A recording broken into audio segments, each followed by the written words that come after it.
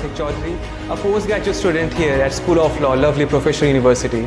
Today, as part of our International Refugee Law coursework, Law 618, we are exploring a theme that sits at the very heart of the present crisis that is unfolding at our world. The philosophical foundation of law has always been the protection of the vulnerable other. But as we look towards the upward region of the entirety of as far as the refugee law is concerned, we see a world where the well-founded fear of the other no longer is about political considerations or about political persecution, but about the very earth shifting beneath our feet, quite literally perhaps. Before we deep dive into our topic, Shadow Citizens, where climate crisis meets statelessness, I am joined by my colleague from Madagascar, a fellow researcher who brings a vital perspective to this discussion. So Prisca, would you like to introduce yourself? Yes, hi Parthik, my name is Randriasantatriniaina Pepe Prisca, but you can simply call me Prisca. I'm from Madagascar, an island nation in the Indian Ocean. I'm here to India for my study of an international law student at lovely Professional University. So Prisca, as you might be knowing in the landmark judgment, Toyota versus New Zealand, the UN Human Rights Committee set the bar high for imminence, the factor of imminence. So from your perspective, is this legal standard fair for Madagascar's southern communities who are currently facing lekere or famine, as it goes in your language? Or does the law just wait too long for the harm to occur? Okay, Parthik, thank you for that question. In the Toyota New Zealand case, the United Nations Human Rights Committee held that protection from removal requires an imminent risk to life, meaning the harm must be immediate and unavoidable. However, for communities in southern Madagascar facing lekere, famine, climate-related harm developed gradually because of this. The requirement of imminence may delay protection until people are already suffering several hardships. Now see, that's a very powerful point that you're making, because it perfectly aligns with the dissenting opinion of Justice Duncan Memuza in the Toyota case, who particularly enunciated the fact that requiring imminence in such climate cases essentially forces people to wait until their lives are adequately untenable before the law can offer their protection. Yes, so Parthik, I have a question for you. If a state such as Kiribati loses its defense territory as a result of sea level rise, would it legally create to exist under the criteria established by the Montevideo Convention on the Rights of Duty of States? Or could statehood continue to exist even without a physical territory? See, Prisca, this really, forces us to confront the very factor of formalism of the 1933 Montevideo Convention. Now, see, traditionally, Article 1 of the Montevideo Convention is an ironclad list, right? Population, territory, government, and the capacity for international political relations. Now, but if we strictly adhere to formalism and territorium, we are essentially sentencing an entire nation to legal death. Why I say legal death? Because the moment the tide rises and states might have some sort of climate crisis, it might have the possibility to wipe out that state. Now, I'd argue for the doctrine of presumption of continuity. Once a state exists, there's a powerful legal gravity that keeps it alive. We should view territory not as a physical requirement, but as a legal fiction that can survive in a deterritorialized state as well. Much like the Holy See, like the State of Vatican as we see, or the Sovereign Military Order of Malta, to ensure that human rights of the population, of the general citizenry that exists there, doesn't get extinguished along with the land. Now, Prisca, as we know that the 1951 Convention of Refugee Law requires a human persecuted particularly. Now, in the context of the intense cyclones that are hitting Madagascar as we speak right now, can we legally argue that the state's failure to protect citizens from predictable climate disasters acts as a form of persecution? What do you think about that? Okay, in my opinion, the 1951 Refugee Convention traditionally requires persecution by human actors such as a state or non-state group. Climate change itself cannot be considered a persecutor. However, if a state fails to protect citizens from predictable environment disaster, this may raise issues of state responsibility under international law. Now, exactly, you see, Prisca, from a legal standpoint, we can further argue that this falls under the state responsibility doctrine. Now, because if a state has the means, the legitimate means to mitigate disaster, but fails to act nonetheless, that omission could arguably meet the threshold of persecution under the modern reading of the 1951 Convention. Yes. Oh, I have another question for you also. If a country becomes physically uninhabitable due to the climate change, can its citizens still legally retain their nationality, or could the situation lead to an emergence of territorialized states? Now, see, it's a very haunting thought, if you ask me, that being a citizen of a nation that is no longer there, So see, we have to look at the landmark Nottenbaum case of 1955, where the International Court of Justice, Prisca, spoke of a genuine link between a person and a state. Now, if the land sinks, let's presume the land sinks, where does the line break?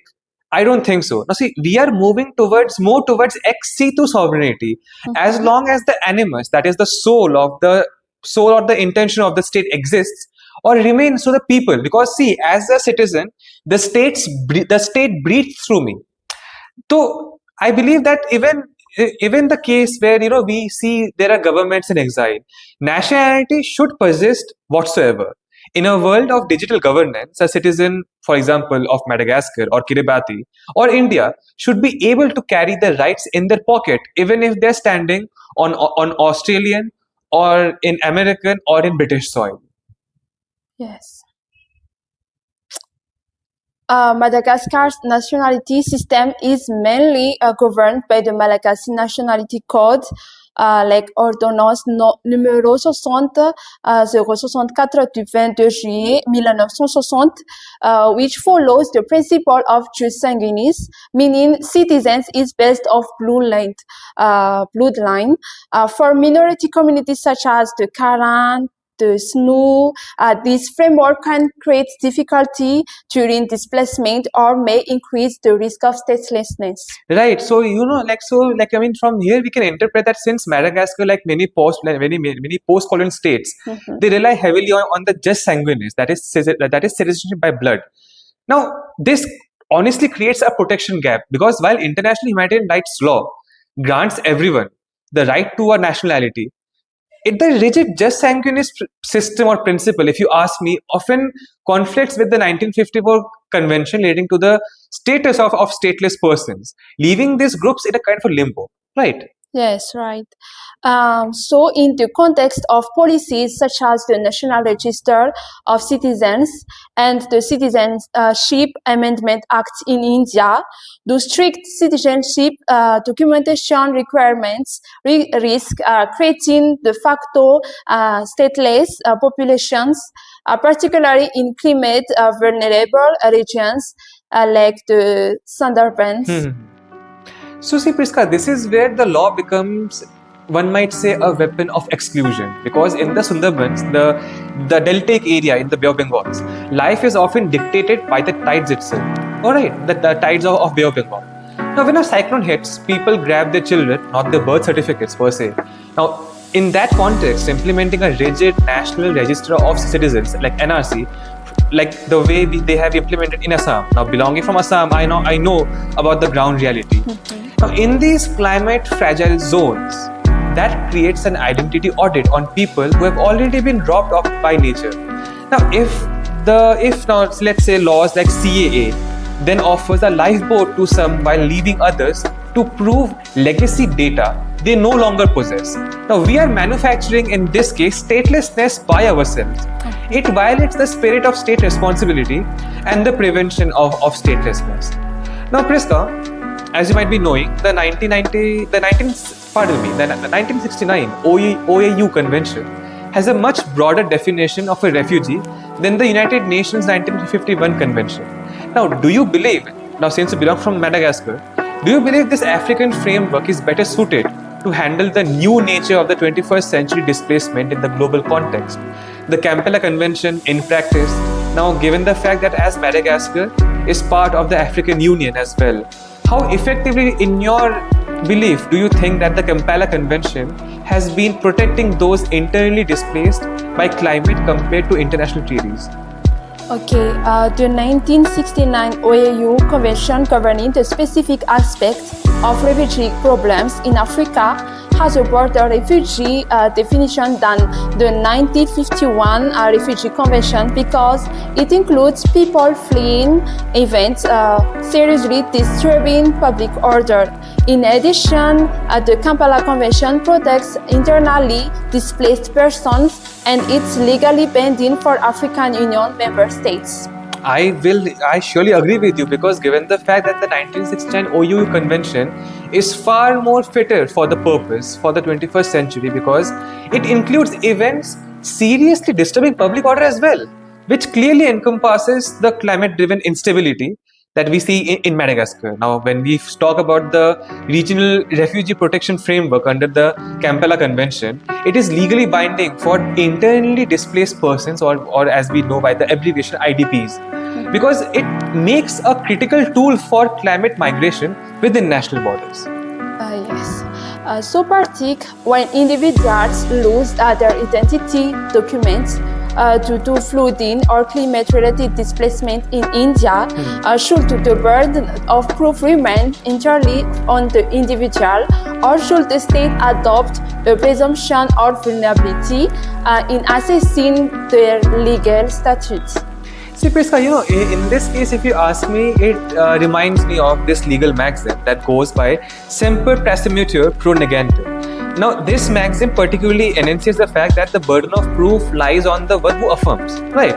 Now, however, we must move towards a shared burden. Now, when I say, because as seen in UNHCR's handbook, particularly, when facts are difficult to be ascertained, let's say, due to circumstances beyond an applicant's control, in that fact or in that scenario, the examiner must provide the benefit of doubt here. To do otherwise would be, if you ask me, would be to punish a victim twice, once for the flood or for any natural disaster whatsoever, and once for the mere lack of a dry piece of paper. Okay, fair enough. Now, Prisca, going forward, as LLM student, now since we are, studying LLM in the School of Law in lovely professional university, according to you, if we were to draft, let's assume, a mere assumption, if we were to draft a new protocol on climate displacement today, what is one of the Malgalai's legal principle you believe the rest of the world should and must adopt from Madagascar? Okay, the current refugee protection system focuses on protection under the 1951 Refugee Convention. However, climate displacement suggests the need of the reform. A future protocol on the climate displacement could adopt a survival-based model of protection of people forced to migrate due to environmental threats. I genuinely appreciate an answer with such surgical precision because that would be a groundbreaking addition to the international refugee law framework. Now, because it particularly suggests that, as you had stated, that the changing nature of forced displacement requires us to move from a persecution-based model to a more survival-based model of protection. Yes. So I have a last question for you. If you were advising the United Nations today, which concept would you prioritize redefining in response to climate-related displacement, refugee status, statehood, or sovereignty?